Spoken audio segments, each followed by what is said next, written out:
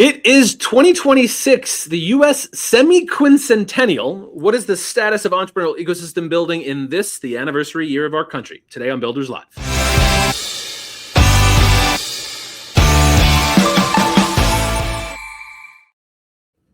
Hey, I'm Chris Wink. I'm the co-founder and CEO of Technically, the news organization with a community of technologists and entrepreneurs. We at Technically have covered for almost 20 years a handful of entrepreneurial ecosystems, and we're increasingly looking nationally to understand that narrative of local ecosystems. We aim to be the storytellers of said ecosystems.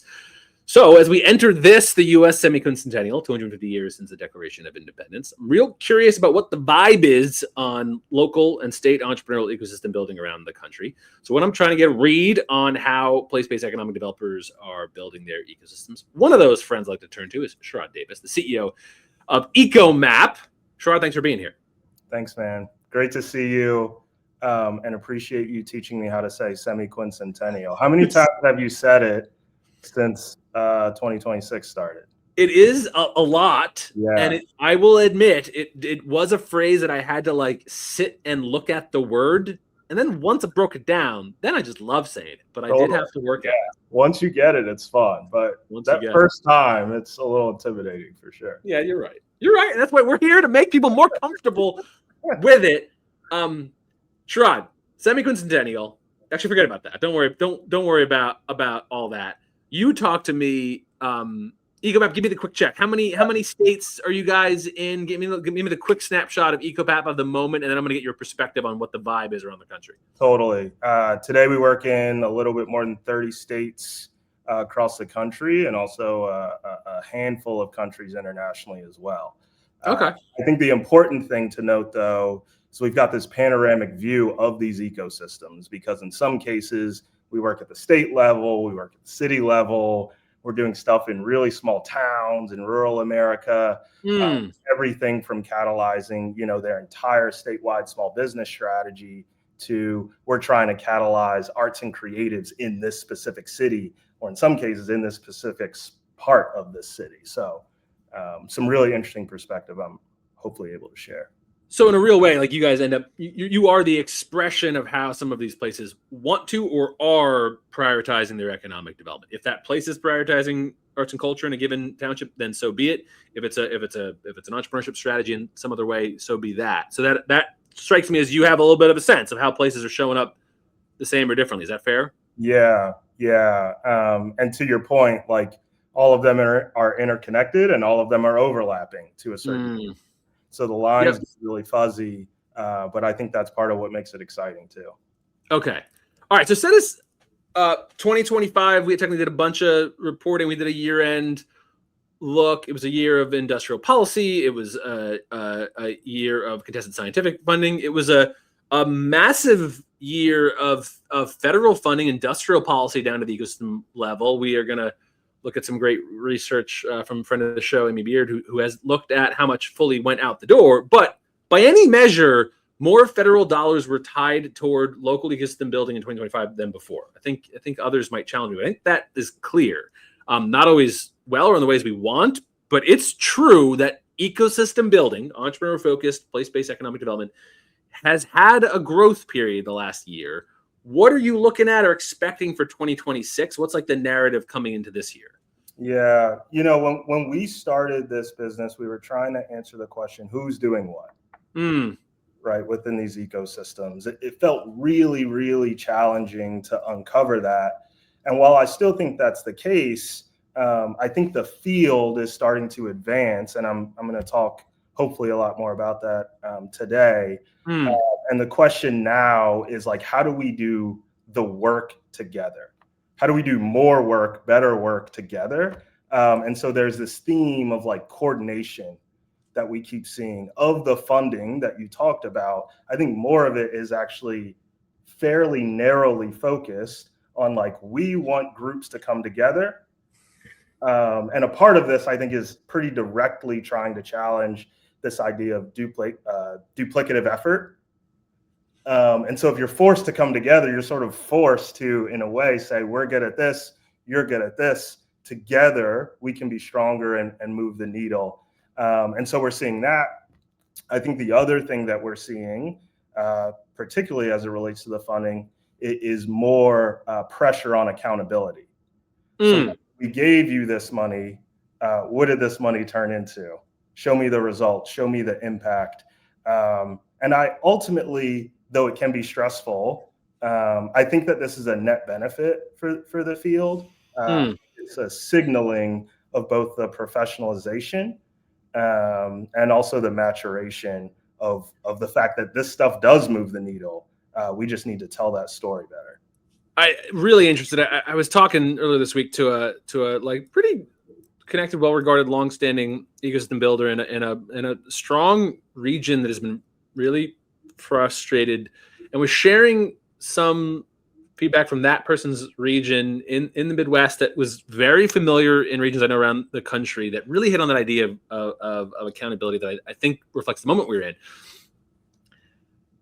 What I view we mean by ecosystem building, entrepreneurial ecosystem building, is this idea of there's a kind of humility to it, of like many species of different sizes interplaying together. It's sometimes kind of hard to know how they'll all work, but if there's a kind of general beacon to go toward, we see magic happen over time. You know, overlapping systems, structural holes, ideas, serendipity, innovation, blah blah blah blah. But it takes some time, and you don't always get time. And I was talking with this kind of Midwest ecosystem builder about how like they had lots of data to show, look at what has happened over the last 5, 7, 10 years in this place.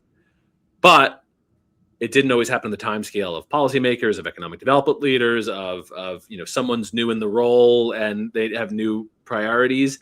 I guess in this sense, I'm curious how much like does EcoMap feel like at this point you guys are helping to guide folks or give kind of like guidance on best practices versus like how much you have to just be reactive to what places or economic development leaders are seeing? Is there like a playbook that you're feeling more able to push regions or states on, or at least, give them the insight of what's working better or best in other places? Yeah, to a certain degree, yes. Every ecosystem is a little bit of a unique snowflake, I think. Yeah, sure. So I don't know that there is a playbook per se, but I do think that there's a framework.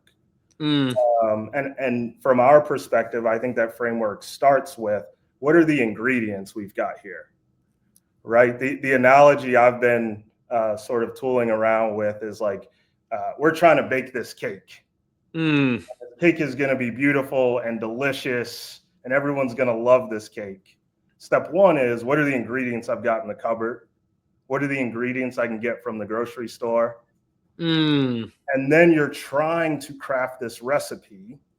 That's where I think it's like very difficult to apply a playbook to a certain degree. But we know we're going through a process that starts first and foremost with, what do I have in the fridge? What do I have? Yeah.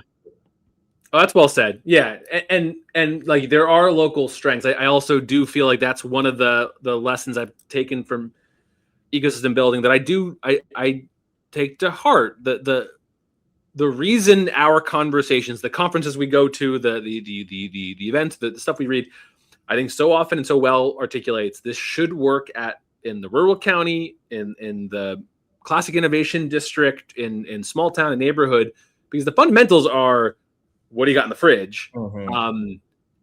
You might have different factors and different strengths, and it might look differently, but a lot of this work is translatable. One of the things I feared, and I think I've now seen, I've been at this long enough, all ecosystems seem to have this challenge where some of the folks who either hold budget or leadership or kind of classic institutional power, they often aren't there for the long life cycle. And that, I think, should be net good. Like you want it to be, it's not one person, it's a place that is handing things off.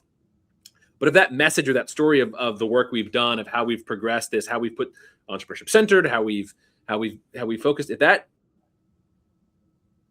I increasingly think, because we know many best practices, the actual challenge is, can you stick at it? I feel like maybe the real lesson is the differentiation between different regional, state, town, county. Those that will thrive will be the ones that can just keep the baton going longer. Totally. And pretty often there's a breakdown in that baton handoff, and that isn't unusual. That just is the hard part. And I wonder, like, do you guys think of yourselves as, well, we actually can be kind of part of the baton? Like, we got to help the baton be handed off to the next leader, the next group, Is that a thing that, yeah, I don't know if I'm making that up, or is that something that you guys talk about? No, it definitely is. And I think a part of what's happening as this field, I think, moves from this artisanal sort of moment into this operational moment, is like we are starting to have more longitudinal data as well. Even if you like think about us ecosystem mapping, what did it look like 3 years from now? What does it look like today? And so when you're handing that baton off, you're able to provide more context so that the new person can actually grab it and run in a direction that makes sense, which is, I think, how we achieve some of that continuity, to your point, Chris. Yeah, I think it's really interesting. All right, I want to move. I only got a handful more minutes left with you before we chop up a couple basics, but I want to do a hobby horse nerd thing of mine. So much of what we talk about in ecosystem building is at local level. It's township, it's county, it's region, sometimes even the state, but it's contained. And I have historically over my career liked and appreciated that meant it showed up in lots of places that voted differently or looked differently, but there was a kind of sense that we shared this effort. And I like that you could show up in a lot of different places. We are 2026 U.S. semi-quincentennial. I do think this anniversary can matter. I do think it is a chance. Something I talked with Victor Wang of America the Entrepreneurial, coming out of his Right to Start effort. I do think it matters that we can have a collective narrative. I think we are collectively deciding what our national story is. Is that like, what do you want the semi-quincentennial to mean? Or if that's too boring, forget about that. Like, what do you want kind of entrepreneurial ecosystem builders or entrepreneurs or an entrepreneurial first strategy? What do you want this group that we are probably both roughly in?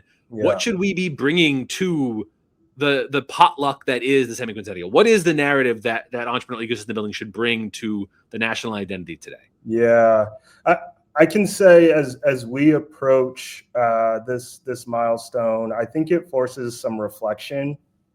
We were talking about this a little bit before, Chris, but and for us, it's like, are our economic systems working for people in 2026? Are they designed to withstand this AI supernova that's coming? We're going to learn a lot about resilience. We're going to learn a lot about adaptability. And so the reality is that, like, this moment isn't about looking back. I think it's about deciding what kind of country we want to be moving forward and what kind of economy we want to have moving forward. And so at EcoMap, what we're focused on is, how do we support the builders? How do we support the architects that are actually creating the systems to support small businesses and entrepreneurs, which we know produces really adaptable and resilient economies. So that's kind of what we are doing. We're reflecting, we're asking that question, and then we're trying to bring technology to bear to support our customers as they try to prepare for whatever comes next.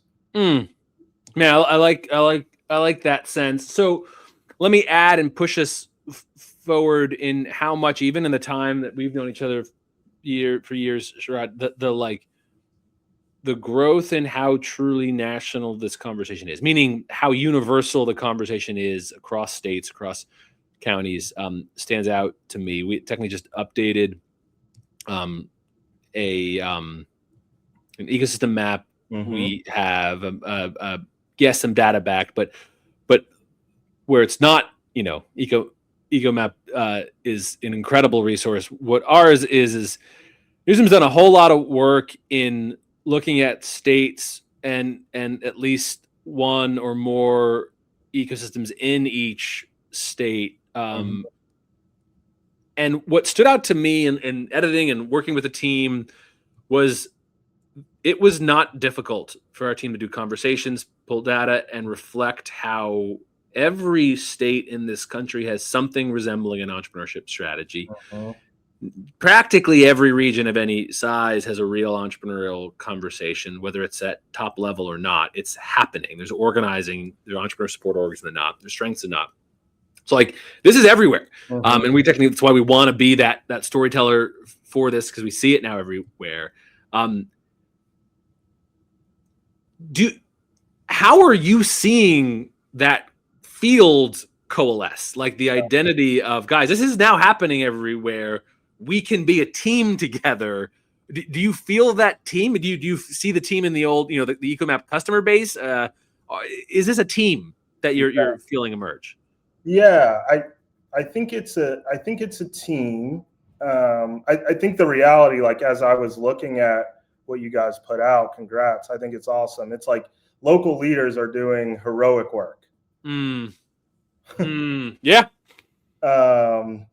And from my perspective, I think it's a recognition that this is a national system that's emerging, right? To your point, in every single pocket, something like this is happening.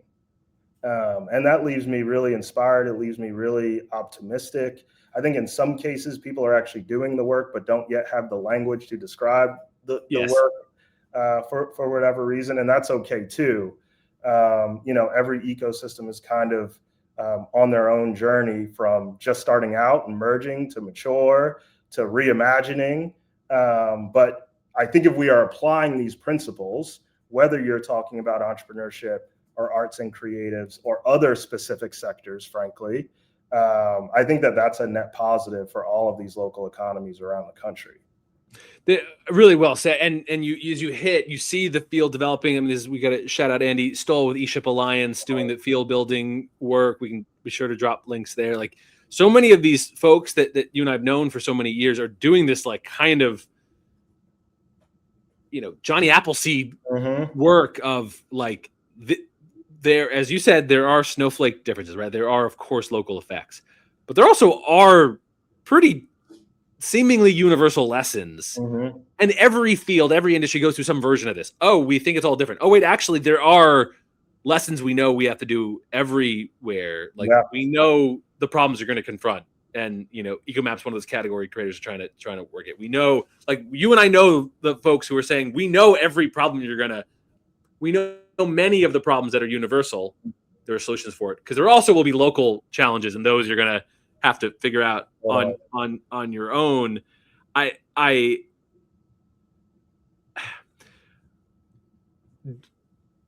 Maybe this ended up being a softball. I don't want it to be a softball question, but I think you're going to make it a softball one. Like, are you optimistic about this moment where every state's got somebody? So if you're in a state or you're in a region, you're like, oh, I don't know anyone's doing that work. I'm sure someone is. You have to find them, but I'm sure someone is.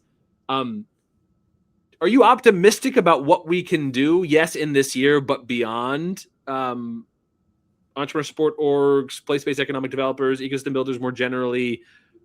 Where do you stand on the optimism, pessimism versus the many obstacles we face in the wider world? Yeah, I'm optimist by nature. Yeah, so it's kind of your job, which is why I know that's less of a softball question for a different kind of person. But I do get that. Yeah. Here's what I think. I think AI is going to push more people towards entrepreneurship and smart entrepreneurship, either by choice or by necessity, frankly. Yeah. And I think that's okay. I think that's good. Like, we know that's a powerful engine for local economic growth. I think our job right now is to ensure that the systems today are designed to facilitate those small businesses and those entrepreneurs to be successful. If we can get that right, I feel really, really optimistic about where we are and what the future holds. I was going to ask you for a prediction for the year, but was that it? Because that was good. Yeah, that's my prediction, Chris. Yeah. And so then let me poke you once on it before I let you go. Because, man, I'm thinking about this. You and I have talked about this. We have elevated rates of entrepreneurship for the last 5 years. I'm trying my best to sort through what is clearly a mixed message. Some of those stories are excellent stories. People creating the jobs that they want via their own small firms, but also creating the kind of economic dynamism with employer firms we want to see. Some of that, as you kind of alluded to it, is like necessity entrepreneurs, because they're in a tough spot. Mm-hmm. We're seeing rate of the percentage of Americans who are pulling additional work because they got to make ends meet go up. So how do we keep, or should we keep, like, how do we keep entrepreneurship as a good and a place of choice? Yeah. How just, you must think about that. Entrepreneurship means, I don't have a fully formed question. I got you. I understand. So answer the question I didn't ask you, because I don't quite know even what I mean yet, because I think I'm still figuring this out. It's something I'm working on. I'm working on a piece on this, so maybe you can help me on a future piece. Yeah, absolutely. So I'll tell you what we're talking about internally. We talk about how do we create and facilitate systems that deliver prosperity for everyone. And so we in this country talk a lot about GDP. And there's something like, keep me honest here, Chris, but like 50% of the GDP growth from 2025 was related to AI. And so what we're talking about is bringing a new version of GDP to bear. What if we looked at gross domestic prosperity instead? Right? They can be entrepreneurs by necessity, but if they are becoming more prosperous, like, isn't that what we are all trying to do? Create more prosperous communities, create more prosperous citizens who have agency, who have flexibility, who have choices. Like, that's why I get so excited about small business, entrepreneurship, because that's what that signals. It's just a matter of measuring the right things to validate that that's the future that we're driving towards. Sure, that's what I want to hear. That was beautiful, and it is something that I look across the country, and I feel part of a tribe of journalists. I feel part of a tribe of publishers. But this group of ecosystem building, I think I've more, especially in the last couple of years, felt like that's my tribe, and I think those are people that I think we're trying to figure out similar solutions to address similar problems. And Sherrod, I think you're certainly one of them. Sherrod Davis, CEO, EcoMap. Thank you for your time, Sherrod. Thanks, Chris. We'll see you next time, friends. Bye. See ya. Bye.